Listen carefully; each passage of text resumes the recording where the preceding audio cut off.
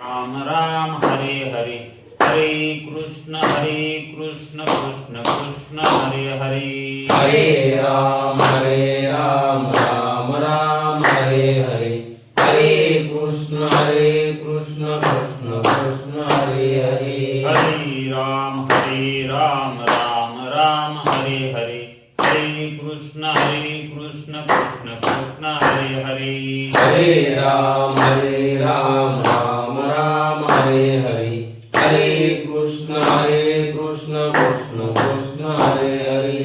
पुंडलीक वरदे हरि विठ्ठल श्री गुरु ज्ञानदेव तुकाराम पंढरीनाथ भगवान की जय।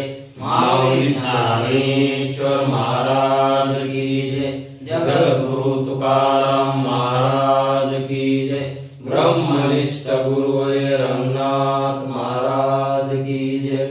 श्री विनायकं गुरुर्नौमि साखरे नाम विश्रुतम्। येषां चरण सान्निध्यात् जीवा मुक्ता भवन्ति।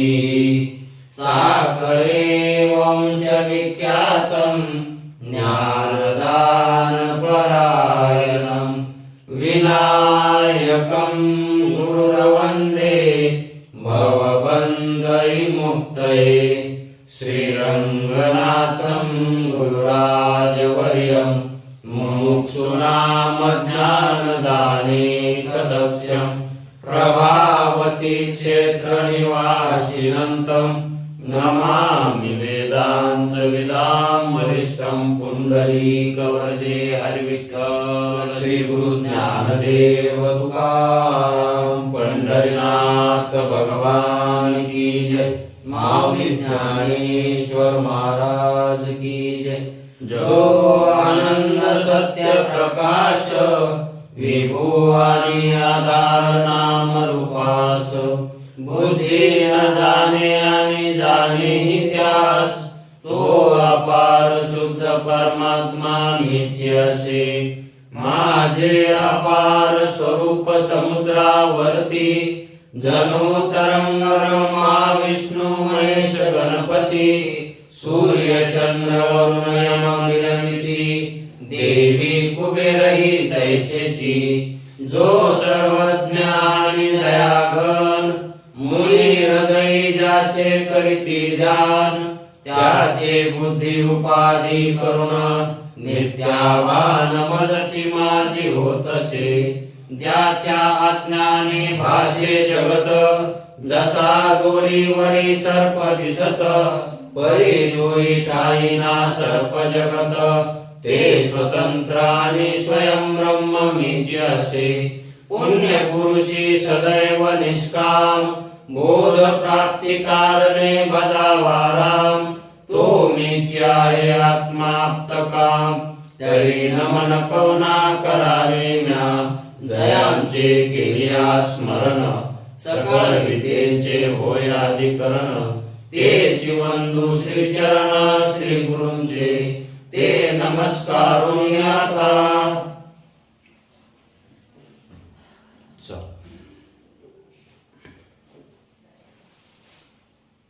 विचार सागर तरंग चौथा, परिच्छेद 58 आणि शेवटचा। परिच्छेदाचं नाव असं आहे, शिष्यास कृतार्थ होण्याविषयी उपदेश।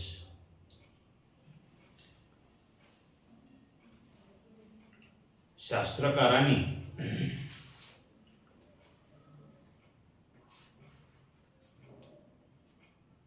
एवढं सांगून आतापर्यंत जे सांगितलं तत्वदृष्टीला, तो उपदेशच होता। पण तो विशेष स्वरूपाचा होता,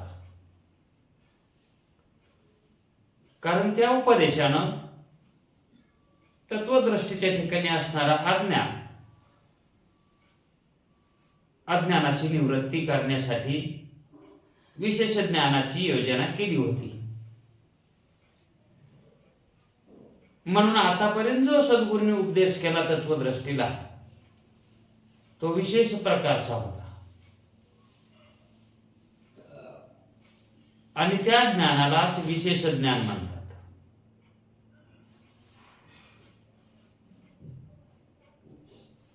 महावाक्याच्या उपदेशाने जो केलेला बोध असतो तो विशेष प्रकारचा बोध असतो आणि त्याच बोधानं अविद्येची निवृत्ती होत असते. म्हणून महावाक्य हे ब्रह्माचं प्रतिपादन करत नाही, कारण ते शब्दजन्य आहे आणि ते शब्द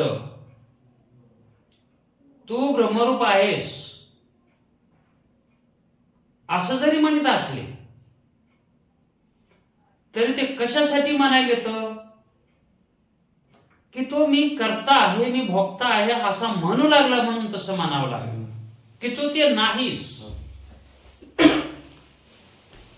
मग तू ते नाहीस हे म्हणण्यासाठी काय म्हणावं लागेल? त्याच्या मळ म्हणावं लागायलंय की तू ब्रह्मरूप आहेस. असद्भ्रम काढण्यासाठी सद्भ्रम. बर, तत्वमसी महावाक्याच्या उपदेशाने कानावर शब्द पडले आणि ते अंतःकरणामध्ये त्याचं विशेष स्वरूपाचं प्रगटीकरण झालं.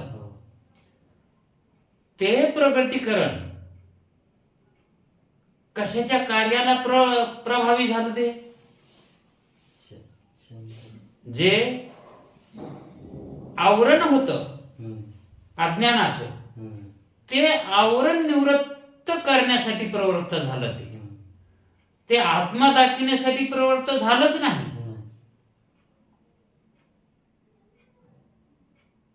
इथं येऊ नको. एखाद्या मुलाला एखादा पुरुष म्हणतो की तू आता इथं येऊ नको, तुला आता इथं जमत नाही यायला, तो इथं काम नाही. मग येऊ नको याचा अर्थ काय?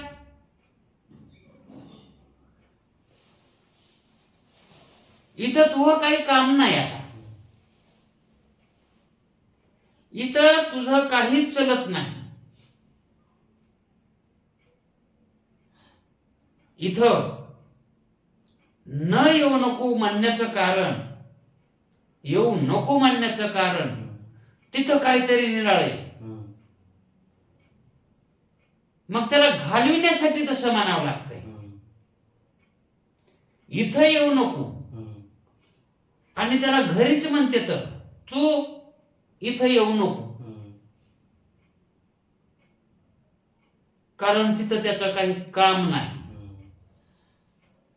न येण्यासाठी केलेला उपदेश, दिलेला शब्द तर न येण्यासाठी आहे.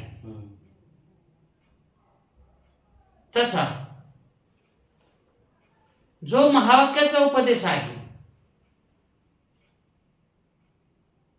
ब्रह्मरूप दाखविण्यासाठी नाही. तुझ्या ठिकाणी अज्ञान नाही हे सांगण्यासाठी असतो. मग अज्ञान स्वरूपाच्या ठिकाणी नाही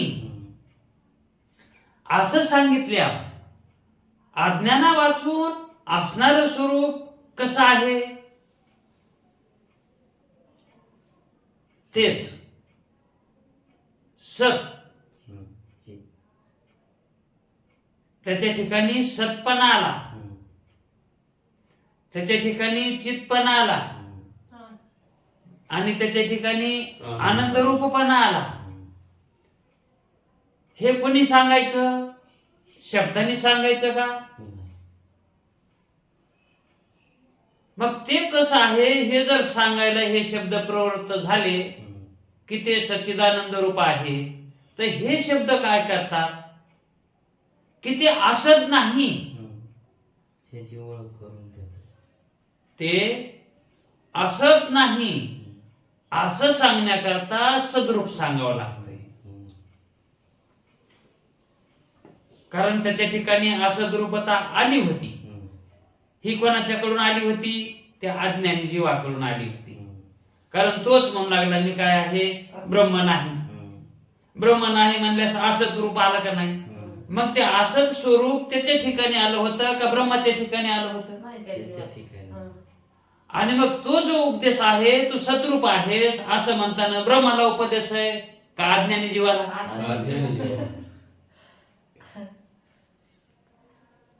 आणि चिद्रूप, हे चिद्रूप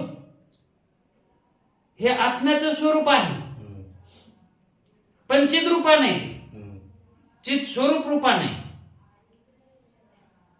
आता ते चिद्रूप आहे असं का म्हणावं लागतंय की त्याच्या ठिकाणी अचिद नाही, अचिद हे नाही. मग अचिद कुठं आहे? जीवाच्या ठिकाणी. जीवाच्या ठिकाणी. चिद म्हणजे ज्ञान. ज्ञान रूप आहे ते. मग ब्रह्म हे ज्ञान स्वरूपच आहे. आत्मा कसा आहे? ज्ञान स्वरूपवान आहे. मग त्याला चिद्रूप म्हणता येईल का? जो आहे चिद्रूप, जो ज्ञानरूप आहे त्याला ज्ञानरूप म्हणलेलं ओपन का जो ज्ञानरूप असून मी अज्ञानी आहे असं म्हणणाऱ्याला ओपन? तू ज्ञानरूप आहेस असं म्हणलेलं हे कोणाला ओपन? ज्याच्या ठिकाणी ज्ञान नाही त्याला म्हणावं लागत की बाबा तू ज्ञानरूप आहेस. आणि असं भ्रांतीनं का म्हणालास मी अज्ञानी अज्ञानी? मग आत्मा ज्ञानरूप आहे म्हणून सांगायचा का? नाही सांगितलं तरी हायच. नाही सांगितलं तरी तुम्ही सांगा नाही तर नका सांगू, त्याला काही गरज नाही. आणि तुम्ही त्याला ज्ञानरूप म्हणले ना त्याचा मोठेपणा व्हायलाय का? आणि तुम्ही त्याला ज्ञानरूप जरी नाही म्हणला तरी त्याची नामुष्की व्हायली का? लहानपणा बी आहे ना काही. आत्म्याच्या गावामध्ये तिथं मान आणि अपमान नाहीच. त्याची तिथं काय आहे? काहीतरी त्याला एक शब्द आहे वान. मानाचा आणि अपमानाची वान आहे तिथं आत्म्याच्या ठिकाणी. आणि अज्ञानाच्या ठिकाणी जीवाच्या ठिकाणी मानही आहेत आणि अपमानही आहे. मग जिथं मान अपमान नांदतात का मग त्याला म्हणावं लागतंय की अरे बाबा मान अपमान तुझ्या ठिकाणी नाहीत. तू भ्रांतीनं म्हणायलास, तुला भ्रांतीनं मान अपमान व्हायले. कारण तुझा मान आणि अपमान कधीच होत नाही. का म्हणून तू ज्ञान स्वरूपवान आहेस, चित स्वरूप आहेस. तुझ्या ठिकाणी मान अपमान हे घडत नाही. तुला कोणी अपमानित केलं तरी तू अपमानित होऊ नकोस, आणि कोणी तुला मान दिला तरी त्या मानानं फुगू नकोस. कारण तुझं ते तसं स्वरूप नाहीच. आणि जर तशामध्ये राहत असशील तू तर मग संसारीच म्हणावं लागेल तुला. जन्म मरण तुझ्या ठिकाणी तुला प्रतीतीला येतील. म्हणून सत आणि असत, चित आणि अचित हे दोन्ही जे धर्म आहेत हे दोन्ही धर्म कोणाच्या ठिकाणी? जीवाच्या ठिकाणी. कारण आत्मा हा चिदानंद रूप आहे. त्याचं स्वरूपच कसं आहे? स्वरूपानंच ते आनंद रूप आहे. म्हणून आत्मा हा आनंद रूप आहे असं सांगायची गरजच नाही. त्याला आनंद रूप आहे असं म्हणल्यानं जीवाचं धडबड होणार आहे का? जीवाला आनंद मिळणार आहे का? नाही हो, आत्मा आनंद रूप आहे.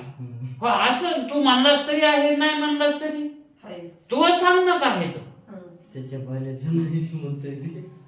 मग आनंद रूप आहे असं का सांगितलंय? ते आत्म्याला सांगितलं नाही, जीवाला जीवाला सांगितलंय. त्याच्या ठिकाणचा आनंद हरपलाय आणि दुःख प्राप्त आहे त्याला. मग त्याचं दुःख जावं म्हणून आनंद सांगावा लागेल त्याला. दुःखाच्या व्यावृत्तीसाठी, दुःखाच्या निवृत्तीसाठी. व्यावृत्ती म्हणजे निवृत्ती. त्या निवृत्तीसाठी दुःखाच्या म्हणून आनंद रूप सांगावं लागेल. आत्मा आनंद रूप आहे, आत्मा आनंद रूप आहे, ते तुझं स्वरूप आहे. ही जी त्याला ओळख करून द्यायची, ते ओळख करून देण्यासाठी ते शब्द वापरावा लागले. तर त्याच्यासाठीच वापरावा लागले, आत्म्यासाठी नाही. मग जर एखादा मोठ्या नोकरीला, खूप मोठी नोकरी आहे, एखाद्या प्रोजेक्टचा तो मॅनेजर आहे आणि त्याला बऱ्याच दिवसापासून नोकरी लागलेली, तर त्याच्या ठिकाणी जे ते अधिकार आहे,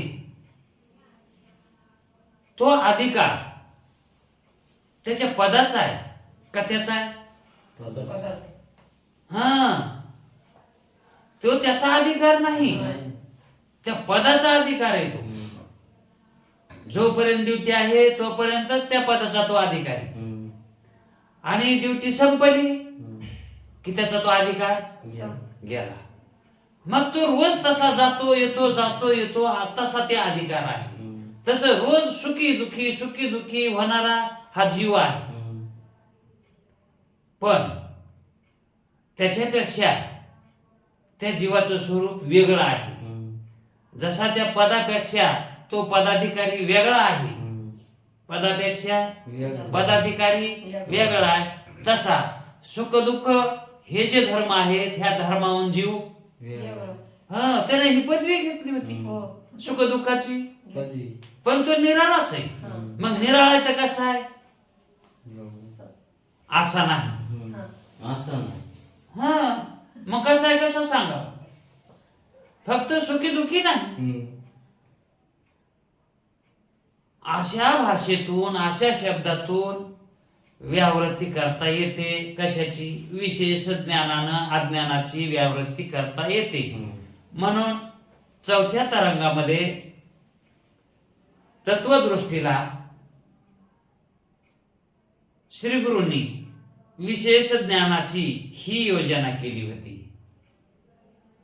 मग आत्मस्वरूप कसं आहे हे जाणण्याची कशी रीत आहे? कारण ते नाही असं वेदही सांगतात. याच्या पुढे वेद गेले नाही, फक्त हे नाही म्हणूनच सांगितले. सुखी दुःखी जीव नाही, जीवाचं तसं स्वरूप नाही, जीव करता भोगता नाही, वेदाने हेच सांगितलंय. आणि त्याच्यासाठी ते ब्रह्मरूप आहे म्हणून सांगितले. तो सुखी दुःखी नाही, ब्रह्मरूप आहे हे जीवाला सांगितलंय. पण त्या ब्रह्माला नाही सांगितलं. ब्रह्माची ओळख नाही करून दिली, त्या जीवाची ओळख करून दिली. जीवाला जीवाचं जीवत्व हे कसं आहे हे समजावून सांगितलं. कारण ती ओळख जाणून घ्यावी लागते. स्वरूपाची ओळख ही शब्दाविना जाणावी लागते, नेत्राविना पाहावं लागतं, कानाविना ऐकावी लागतंय, त्वचेविना स्पर्श करावा लागतो त्याचा. कारण ही प्रमाण तिथं चालत नाही. आणि ह्या प्रमाणात जेवढं करता येईल का तेवढं आतापर्यंत करून दिले. पण आता कोणत्याही प्रमाणा नय हाती असं जे म्हटलंय, कोण्याही प्रमाणाला ते हाती येत नाही.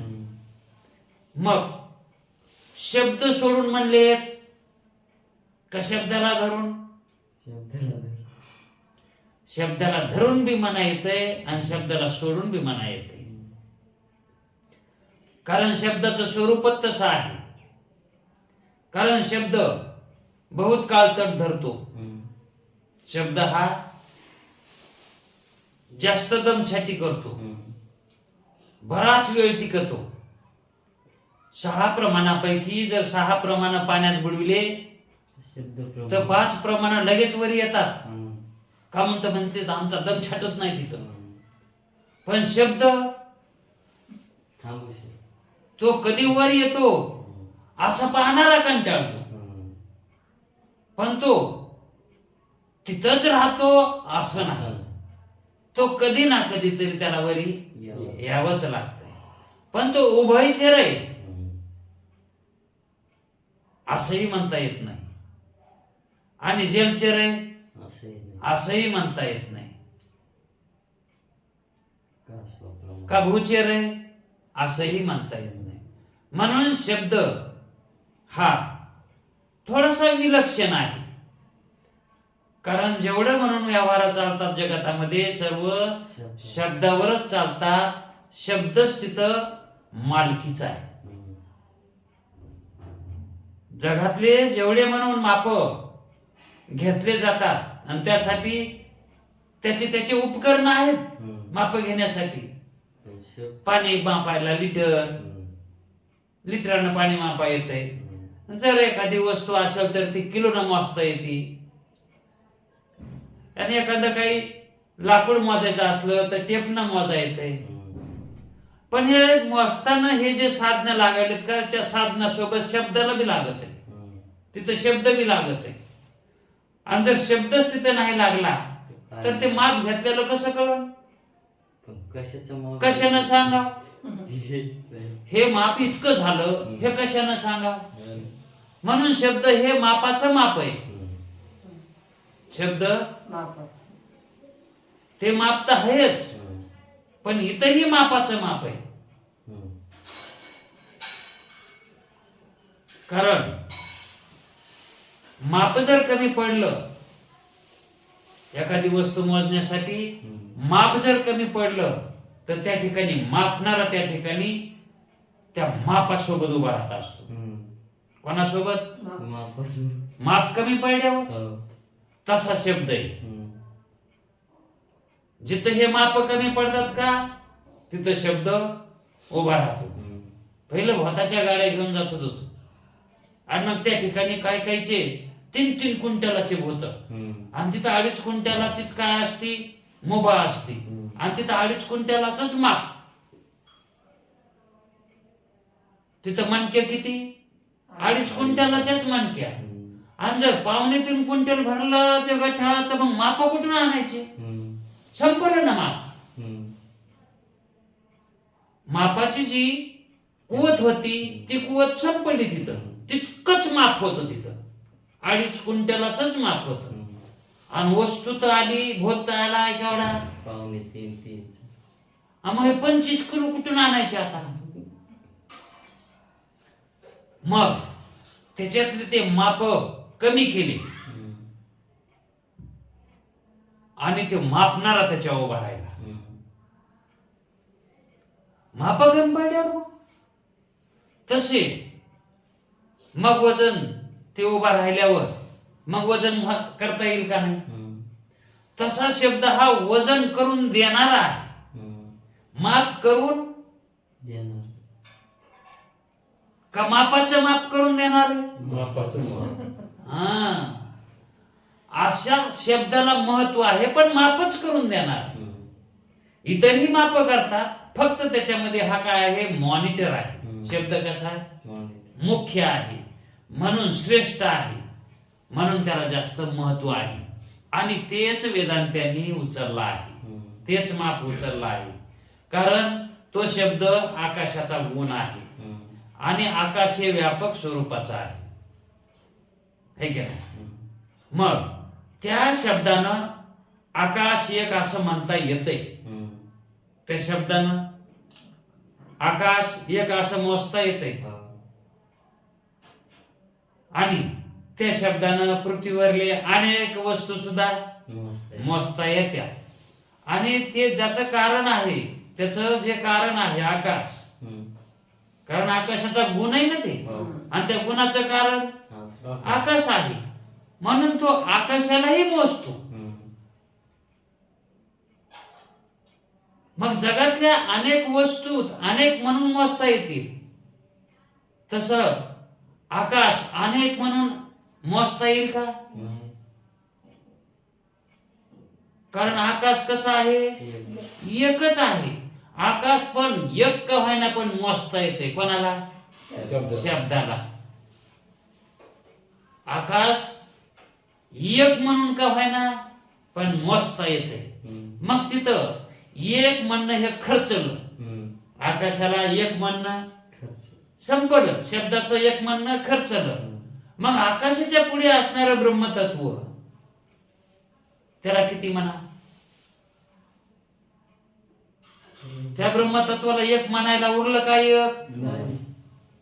कारण एक सुद्धा संपलं तिथं. हम्म. ब्रह्माला एक सुद्धा म्हणता येत नाही. आकाशाला तरी एक म्हणा येतंय, पण ब्रह्माला एक सुद्धा म्हणता येत नाही.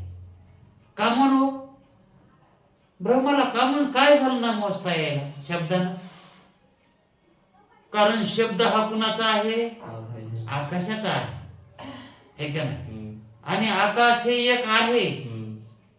पण ब्रह्म हे एकही नाही. तर गुणच नाही तर काय एक म्हणता येईल. कारण त्याच्या ठिकाणी मोजायला जाणारा हम्म. हा वेगळा उरत नाही. हम्म. मग त्याला एक म्हणणार कोण? हो. कारण ती कोणती सत्ता आहे? पारमार्थिक. पारमार्थिक सत्ता आहे. आणि त्या पारमार्थिक सत्तावानाला ती सत्तेनं मोजता येईल का? नाही. त्याची पारमार्थिक सत्ता आहे, ही कोणाकडून आहे? जीवाकडून आहे. हम्म. जीवाला सांगता वेळेस म्हणावं लागतंय की हे आपण, आपला जो देह आहे हे व्यावहारिक सत्यता आहे हम्म. आणि आत्म्याची पारमार्थिक सत्ता आहे. मग त्याची पारमार्थिक सत्ता का म्हणावं लागायली? या देहाच्या सत्तेमुळं हो. त्याची पारमार्थिक सत्ता म्हणावं लागायली. हम्म. मग त्याची ती पारमार्थिक सत्ता ती त्याच्या अंगातच आटून गेलेली. हम्म. ती पारमार्थिक सत्ता ब्रह्माच्या अंगात. ते अंगातच ती आटून गेली सत्ता ती. हो. आणि त्या सत्तानं ते एकरूप झालेले. हम्म. ती सत्ता अशी बाहेर निघत. निघतच नाही. कारण त्या सत्तेनं तो एक रूप झालं. आपण आपल्यातच नटलेला आहे. हम्म. आणि त्याच त्या सत्तेनं नटलेलं हे कोणाला दिसतच नाही. नाही. कोणाला दिसन? हम्म. कारण जे पाहायला गेलंय ते तसं होतंय. हम्म. देव पावायाशी गेलो दिवस. हम्म. आणि मग ती सत्ता कोण जाणेल? हम्म. त्या सत्तेला जाणणार कोणी आहे का? हम्म. आणि तो कोणाला जाणणार आहे म्हणून दुसरा पदार्थ आहे का? नाही. कारण जाणणेपणा त्याच्या ठिकाणी आहे, हम्म. पण तो कोणाला जाणणार? हम्म. जाणण्यासाठी सत्य पदार्थ लागेल ना. कारण दुसरा पदार्थच नाही. हम्म. दुसरा पदार्थ. पदार्थच नाही. हम्म. मग पदार्थ असला तर जाणता येईल, हम्म. पण पदार्थच नसलाच तर हम्म. कसा जाणार? नाही. आणि कोणी जाणार? ज्याला अंतःकरण आहे त्यानं जाणार. हम्म. मग ब्रह्मतत्वाला, ब्रह्मस्वरूपाला अंतःकरण आहे का? नाही. मग त्याला कसं जाणता येईल काही? हम्म. हा? आणि ज्याला अंतःकरण आहे त्यालाही ते जाणता येत नाही. कारण अंतःकरणाला ते. जाणते. नाही. जगले. मग इथं देवाणघेवाण होती का नाही? याची सोयरीक होती का नाही? आशेची सोयरीक गुरुनं केलेली. हो. हं. आशेची सोयरीक गुरु नक्की. आणि तशा सोयरिकीच्या लायकीचे गुरु असते. तर हम्म. ह्या प्रपंचातल्या सोयरिकी गुरुनं कराव्यात का? नाही. मग सोयरिकी जीवाची आणि ब्रह्माची करावी लागते. हम्म. आणि ती सोयरीक कशी आहे? एकूण एकाचा कुठेच संबंध येत नाही. हम्म. आणि तेच तर ऐक्य करून द्यायचंय. हम्म. त्याच तर लग्न लावायचे. मग कसं लावावं? हे जितकं बोलायला सोपं आहे तितकं ते लग्न लावून देणं लय अवघड आहे. बोलता वाटे सोपी. मग या ठिकाणी या परिच्छेदामध्ये काय सांगितलं असं? कारण विशेषत्वाचा जो काही उपदेश होता तो झाला. कारण ब्रह्मतत्वाचं जे काही प्रत्यक्षता आहे ती सांगणं झाली की असं असं त्याचं प्रत्यक्ष होत आहे. मग ते प्रत्यक्ष झालेलं ते अगोदरच आहे का नवीन काय प्रत्यक्ष उत्पत्तीला आलं? जे तुम्ही प्रत्यक्ष केलं ते प्रत्यक्ष अगोदरच होत का तुम्हाला ते जाणता येणं गेलं? हा, ते अगोदरच होत. जीव अगोदरच ब्रह्मरूप आहे. फक्त त्या जीवाला वाटाणा गेलं मी ब्रह्मरूप आहे. मग ज्यावेळेस जीवाला मी ब्रह्मरूप आहे असा बोध झाला आणि त्या बोधानं ब्रह्मरूप आहे असं त्या वृत्तीमध्ये त्याला भान होऊ लागलं. तर मग त्याचं भान अगोदरच नव्हतं म्हणून व्हालंय असं वाटू लागलं. अगोदर भान गेलं होतं है का नाही? आणि भान गेलं होतं हा त्याला भ्रम झालता. भान गेल्याचा भान बी गेलं नव्हतं. आहेपणा होता त्याच्या ठिकाणी. अहो किती बी अज्ञानी होऊ द्या, अज्ञानी किती बी होऊ द्या, जसा मातीचा गोळा असतोय ना ते निव्वळ अज्ञान म्हणायचं. ते मातीचा गोळा म्हणजे अंधाराचं गठुडं म्हणजे केवळ अज्ञान. पण त्याला जर देवचिलं ना ते हू तरी करता येईल. झोपेतल्या माणसाला अगोदर तुम्ही हे करा, हात लावा, हलवा, नाही आवाज द्या, ते अगोदर हूच करते. ते मूळ अज्ञानातला हुंकार आहे. आणि तर जसं जसं अज्ञान कमी होईल तसं तसं मग तो वृत्तीवर येत. मग तितकं अज्ञान किती बी होऊ द्या पण त्याच्या ठिकाणी आहेपणा आहे का ना? आणि तेच आहेपणा कुणाचा आहे? ब्रह्मतत्वाचा आहे. तेच आहे जे आहे त्याच्या ठिकाणी आहेपणा, तोच आहेपणा स्वरूप त्याचं खरं आहे. पण त्याला तो आहेपणा हा माझा स्वरूप, हे माझं स्वरूप आहे असं त्याचं भान नाही. मग त्याचं भान दुसरीकडेच आहे, मी असं आहे म्हणून. पण ते भान खर्चून म्हणतो का तो? ते भान तशाला तसंच आहे तिथं. ते तिथं तसं ठेवून तो दुसरीकडे नादी लागलाय. पण ह्या दोन्ही क्रिया घडत नाही. दोन्ही डगरीवरील जर हात दिला तर त्या डगरा ज्या असतात का त्या काही काळ असतात. पण कधी त्या डगरा जात्या काही सांगता येत नाही. कारण त्या डगरीला घालून उंदीर असते किंवा पाण्याची धार असते. खाचून खाचून त्या डगरा ढासळा देतात आणि मग होय घात जीविताचा. म्हणून दोन्ही डगरीवर हात देऊ नये. जीवाला त्याचं जे आहेपण आहे तेच खरं त्याचं स्वरूप आहे. आणि दुसरीकडे जर तो देहाला याला मी आहे असं म्हणत असेल आणि त्या आहेपणाला बी आहे म्हणत असेल तर हा घात आहे. कोणीकडची तरी एक बाजू धरावी ना. मग खुशाल मग देहाला मी म्हणून तरी संसार करावा ना. पण पंढरच्या वाऱ्या करतो आणि संसारालाही सत्य म्हणतो. असं केल्यानं त्याचं त्याला स्वरूप कधी प्राप्त होईल, मोक्ष कधी प्राप्त होईल, फलाची प्राप्ती होईल का? कधीच नाही होणार. मग त्याला स्वरूपाची प्राप्ती अहमवर जागं व्हावं लागेल. त्या मीचा विचार करावा लागेल आणि मीचा विचार केला की त्याला मी कोण आहे हे कळतो. संगतीमध्ये आलं की त्याला मी कोण आहे हे कळत आहे. मग ते जे अहमला सोडून दुसरीकडेच अहम जर मानू लागला तर ते अहम त्याला ओळखू येत नाही. म्हणून जे जीवाचं खरं स्वरूप आहे तेच आहे, जीवच आहे. त्याचं खरं स्वरूप पण जीव रूपानं नाही.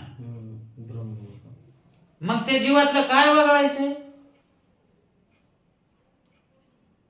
जीवाचं खरंच हे जीव स्वरूप आहे म्हणजे ब्रह्मरूपच आहे जीव. तर मग त्या जीवाला, त्या जीवातून काय वगळायचंय? त्यांना मिथ्या केलेला भ्रम वगळायचा आहे. फक्त त्यांना मिथ्या बांधलेला तो भ्रम त्याच्यातला काढायचा आहे. तो भ्रम जीवानं काढला की तो जीव ब्रह्मरूपच आहे. तेवढंच करायचे. मिथ्या झालेला भ्रम, त्या भ्रमाचंही स्वरूप बघा कसं आहे. वास्तव भ्रम झालेलाच नाही. मग भ्रम कसा झालाय? मिथ्या भ्रम झालाय. आणि तो भ्रम काढायचा आहे. खरा काढायचा भ्रम तरी अवघड जाईल ना. आणि खरा भ्रम तर नसतंच. भ्रम कधी खरा असते. हा, मग ते भ्रम काढायचं आहे ना जीवाला. आणि त्याच भ्रमानं तो जीव संसारी झाला. दुःखामध्ये, सुख दुःखामध्ये त्याच्यामुळेच पडला. म्हणून सुख दुःख भोगणारा जीव असतो आणि केवळ सुख भोगणारा ईश्वर असतो आणि सुख दुःख रहित ब्रह्म असतो.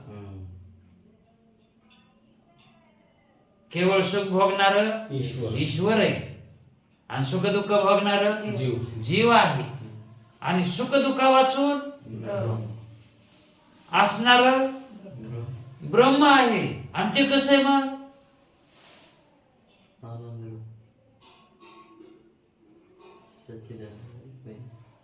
ते सुखाचं सुख आहे.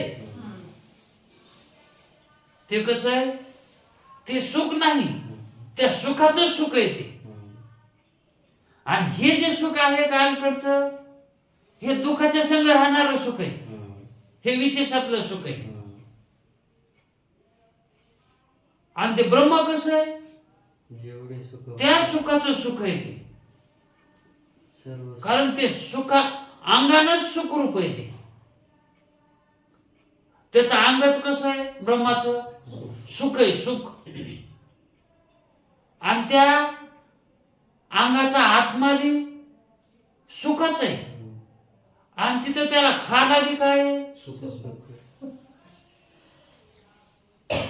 आणि जर त्यानं जास्त सुख खाल्लं म्हणून त्याला उलटी झाली तर ती उलटी बी कशात होणार आहे? सुखातच होणार आहे. म्हणजे सगळं सुखच आहे तिथं. सुखा वाचून दुसरं काही नाही. पण ते सुख भोगायला कोणी नाही. ते सुख भोगायला कोणीच नाही. अजून ते सुख कोणीच भोगलं नाही. हे म्हणते तर पारमार्थिक लोक, आम्हाला ब्रह्मसुख झालं, आम्हाला आत्मा आनंद लाभला, आम्हाला ब्रह्मानंद. त्याचे नाव ठेवते ब्रह्मानंद, आत्मानंद. त्याचा आनंद नाही मिळत. कोणाला मिळत तो ब्रह्मानंद? कोणाला मिळत? अहो, तो कोणाचा घेत नाही तर तो कोणाला कसा देईल? याचा अर्थ कळाला का? कारण त्याला घ्यायला अंतःकरण नाही. म्हणून तो कोणाचा आनंद घेत नाही. आणि त्याचा तरी त्याला भोगता येतो का? कारण आनंद त्याला भोगायला अंतःकरणच नाही. विशेष नाही ते सांग.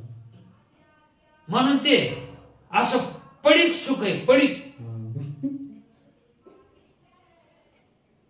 त्या सुखाला अजून कोणी हात लावला नाही. का म्हणून तर त्या सुखाला हात लावण्यासाठी इकडं कोणते साधन नाही. जीवाकड साधन ते कोण्या साधनानं घ्यावा. म्हणून म्हणतात कोणत्याही प्रमाणात नये हाता, कोणत्या प्रमाणाला त्या हाताला येत नाही असं असणार ते सुख आहे. म्हणून तर आतापासून ते पवित्र राहिले. ते वाटलं का नाही, कारण कोणी हात लावलाच नाही त्याला. म्हणून त्याचं 16 अखंड आहे, अखंड 16 आहे. त्याच्यामुळेच म्हणलंय त्याला आतापासून कोणी जाणलं नाही आणि त्याच्यापासून कोणी अजून वेगळं झालंही नाही. त्याच्यापासून ते कसं वेगळं होईल. आत्मा आत्म्यापासून वेगळा होईल का. मग जीवाचं स्वरूप काय आहे, आत्मा आहे. आणि मग तो आत्मा दोन झाला का कधी. आत्मा दोन झाला असता तर मग ह्या आत्म्यानं ते आत्मा जाणला असता. पण आत्मा दोन होतच नाही. आकाशाला दोन करता येते का. तुम्ही कसं बी काही बी करा, त्या आकाशाला एकच म्हणावं लागतंय. म्हणून त्याला एक मोजते, एक म्हणून. त्याला दोन बी म्हणा येत नाही. आकाशाला दोन बी म्हणा येत नाही, तीन बी म्हणा येत नाही, आणि नाही बी म्हणा येत नाही. आहे ते एक. हा आहे ते एक. आणि ब्रह्माला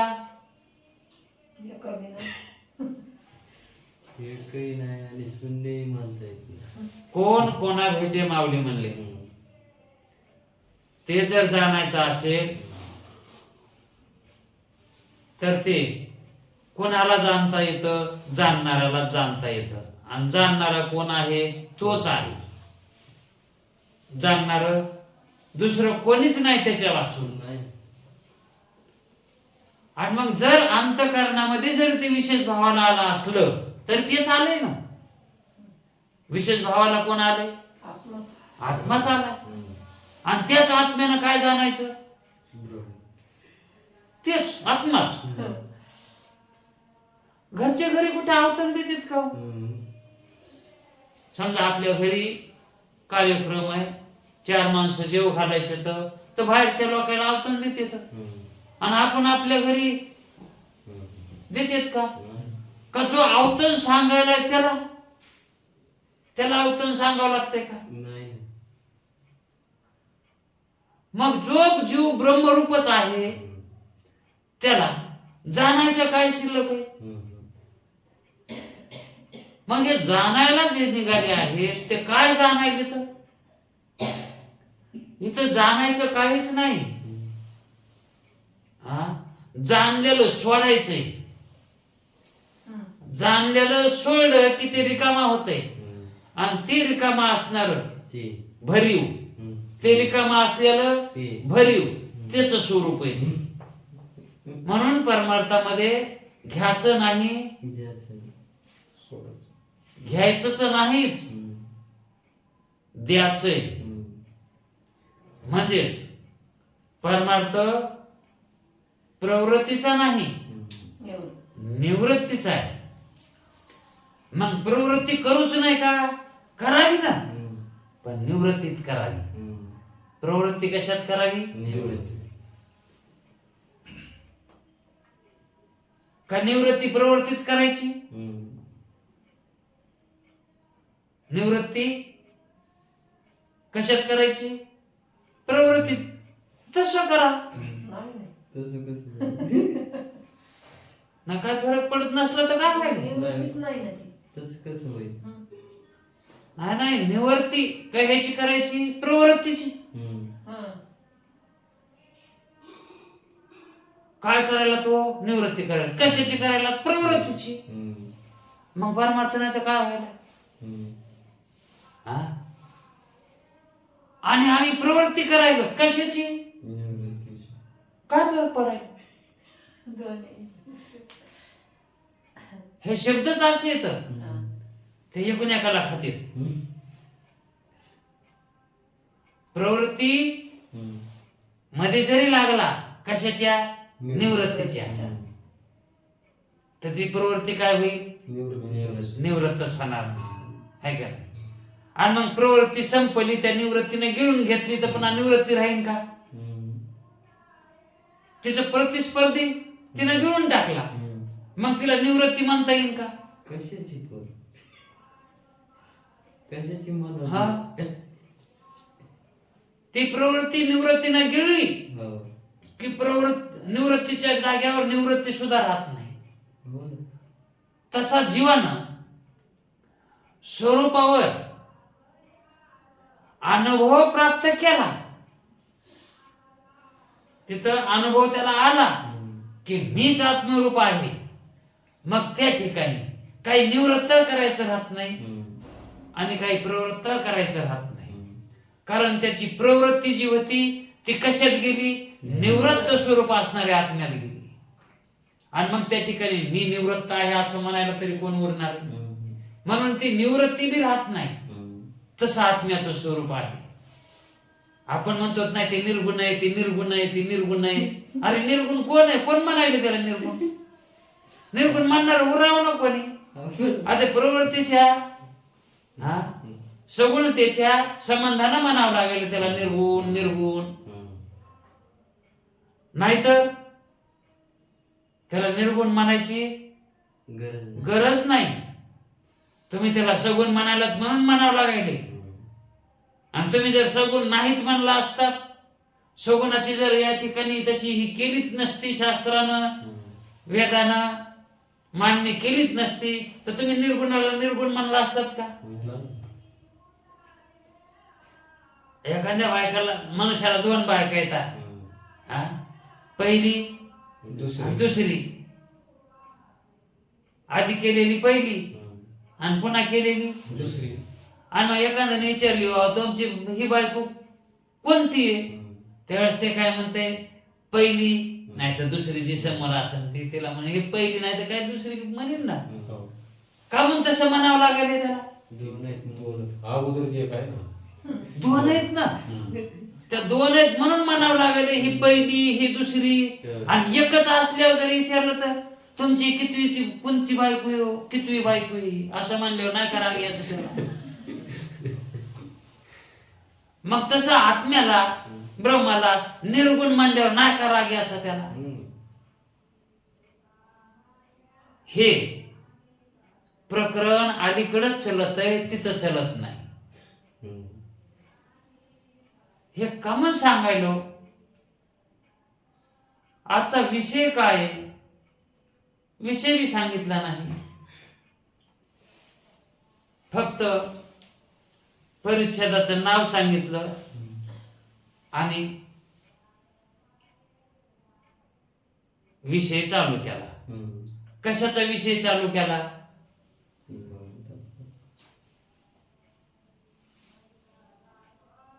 प्रत्यक्ष जे आपलं स्वरूप आहे त्या स्वरूपाचा कशामुळं जे विशेष स्वरूपाचं प्रतिपादन सद्गुरूने केलंय त्या विशेष स्वरूपाचा अनुभव समोरच्यानं सांगायचा असतो कोणी ज्याला उपदेश केलाय त्यानं मग हे खरं तर तुम्हाला सांगायला पाहिजे होतं आज पण मी माझा शिष्यपणा सोडित नाही माझं शिष्यत्व जावं ना हा पण माझं शिष्यपणच जाय ना तर मग हे मलाच सांगावं लागेल ना जर गुरुपण आला असतं तर मग तुम्हाला सांगायला जमलं असतं म्हणून आम्ही शिष्यपण सोडित नाही म्हणून आम्हाला सांगायला काही हरकत नाही मग हे तुम्ही ऐकलंय का नाही ऐकलं हे आम्ही मानित नाही जाणीत नाही आम्ही मात्र ऐकले हे चौथं प्रकरण हो आम्ही ऐकलंय. कवा ऐकलंय? आम्ही सांगतानाच ऐकले. तुम्हाला वाटत असेल तुम्ही सांगायलात आम्ही ऐकायलो, पण त्याच्यामध्ये मी सुद्धा ऐकायला होतो. कारण हे सांगणारा मी नव्हतो. मला उपाधी करून कोणीतरी सांगू लागलं आणि ते मी ऐकू लागलो. आणि ते ऐकणं मला जुनं वाटत नव्हतं. जसं तुम्हाला नवं वाटू लागलं तसंच मला इथे नवं वाटू लागलं. का मग आमच्यातला शिष्यपणा गेलाच नव्हता.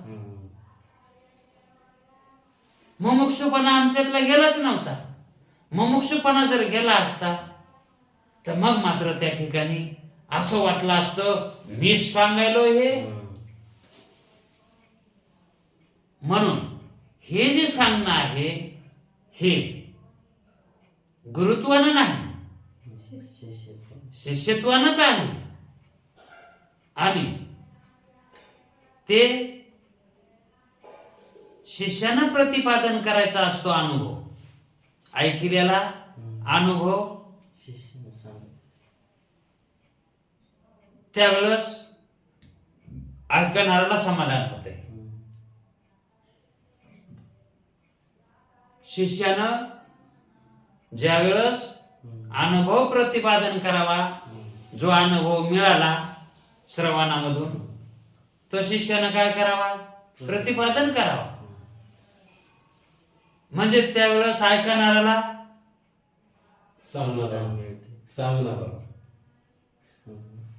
नाही, ऐकणाऱ्याला आनंद होतो. ज्यावेळेस माऊलीने अनुभव सांगितला कुणाला? आपल्या गुरुला. कशाचा अनुभव सांगितला? ज्ञानेश्वरीतला अनुभव सांगितला. की तुला काय अनुभव आला त्याच्यात?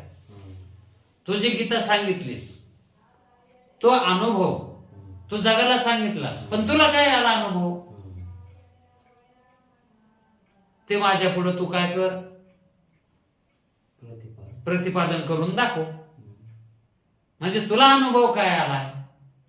त्यावेळेस अमृत अनुभव माऊलीने आपल्या दादापुढं, भावापुढं म्हणजे गुरुपुढं तो अनुभव प्रतिपादन केलेला, तो अनुभव आहे. म्हणजेच तो शिष्याचा अनुवाद आहे. गुरुकडून मिळालेली जी विद्या आहे त्या विद्येतून मिळालेला जो अनुभव आहे तो अनुभव त्या ठिकाणी प्रतिपादन केलेला आहे. आणि तो अनुभव जर यथार्थ रूपाने असेल प्रतिपादन केलेला, त्यावेळेस प्रतिपादन करणाऱ्याला आनंद व्हावा का समोर असणाऱ्याला व्हावा? समोर कोण आहेत? हा. म्हणून आतापर्यंत गुरुनं प्रतिपादन केलंय, पण या परिच्छेदामध्ये शिष्यानं प्रतिपादन करून सांगितलंय. कारण तो अनुभव सांगून तो कृतार्थ झालेला आहे. कृतार्थ झालाय का नाही हे कशावरून कळावं? अंदाजानंच कसं म्हणावं? मी सांगितलंय त्याला मिळाला आसन ब्रह्म, आता तो झाला आसन ब्रह्म. झाला कशावरून? अनुभव पडताळणी. तसं इथं शिष्यास कृतार्थ होण्याविषयी उपदेश किती केलाय? हे शिष्य, तू मी ब्रह्मरूप आहे, तू काय कर? मी ब्रह्मरूप आहे असा प्रत्यक्ष निश्चय करून कृतार्थ हो. संपाला उपदेश. इतकाच उपदेश आहे. कारण आतापर्यंत जे सांगितलं आहे उपदेश, तो उपदेश, त्या उपदेशाचा प्रत्यक्ष निश्चय कर. जरा अनुभवाची गाठ मारून टाक प्रत्यक्षाच्या निश्चयाची, आणि ती कधीच पुन्हा सुटू देऊ नको. आणि तसा निश्चय कर मीच ब्रह्मरूप आहे म्हणून. एवढाच बोध केला. असा उपदेश ऐकून,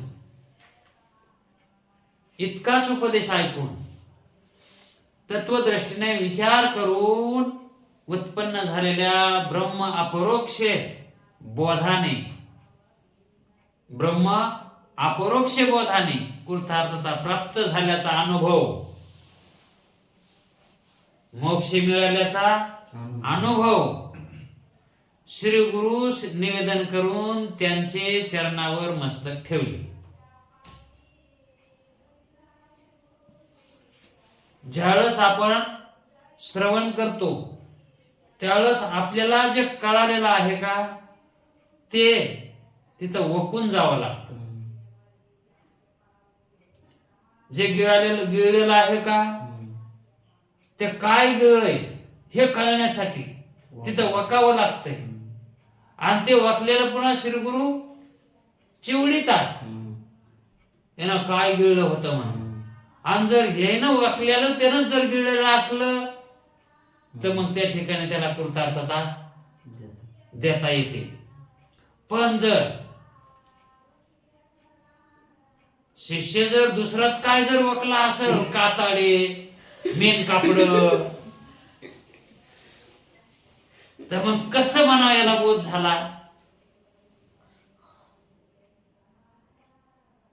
हा विषय केवळ वृत्ती ज्ञानाचा आहे.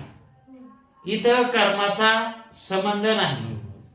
इथं केवळ अनुभवाचा संबंध आहे की आपला अनुभव हा गुरुच्या अनुभवाशी जुळावा आणि तो अनुभव शास्त्राशी जुळावा आणि शास्त्राचा अनुभव वेदाशी जुळावा. असा एकमेकाचा अनुभव एकमेकाशी जुळावा म्हणजे त्या ठिकाणी फलद्रुपता होत असते.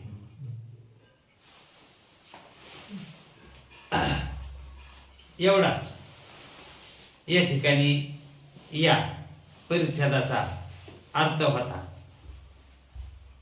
तर यापुढं आता तरंग संपला. मग ग्रंथकाराने काय केलंय, याच्यामधला मोजक्या विषयावर विवेचन म्हणजे काहीतरी भाषण, म्हणजे काहीतरी तिथं आणखी प्रयत्न समजून देण्याचा केलेला आहे. मग त्याच्यामध्ये काही शंका, काही विचार सांगायचे असतात, त्याला रहस्य म्हणतात. ते रहस्य यापुढं चालू होणार आहे, ते आपण उद्याच्या वेळात पाहू. तोपर्यंत थांबव. कुंडली हरी विठ्ठल श्री गुरु